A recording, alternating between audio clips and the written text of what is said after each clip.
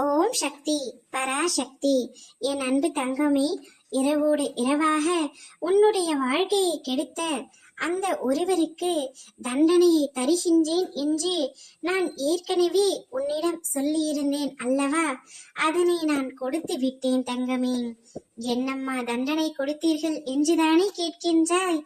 இதை முழுமையாக கேள் தங்கமே, உனக்கே புரியும்.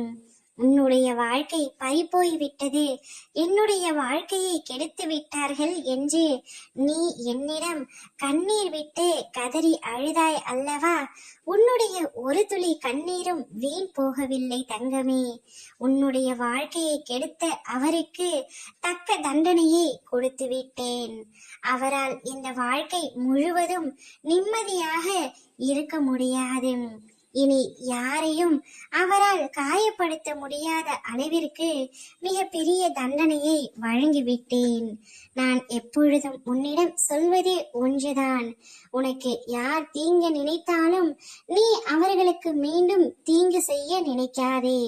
காலத்தின் கையில் அனைத்தையும் ஒப்படைத்து விடு என்றுதான். காலத்தை போல பழிவாங்க இவ்வுலகத்தில் யாராலும் முடியாதே என்பதை உணர்ந்து கொள் தங்கமே. நீ கதறி அழுத நாட்கள் அனைத்தும் முடிந்து விட்டது. இனி யாரும் உன்னுடைய வாழ்க்கையை கெடுக்கப் போவதில்லை.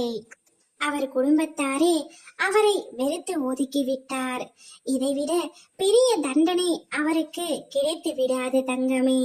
உன்னுடைய குடும்பத்தை கெடுக்க நினைத்த அவருக்கு அவர் வீட்டாரே அவரை வெறுக்கும்படியாக நான் செய்து விட்டேன். நீ இப்பொழுது சந்தோஷமாக இருக்க வேண்டும் என்பது மட்டுமே உன் அம்மாவின் ஆசை.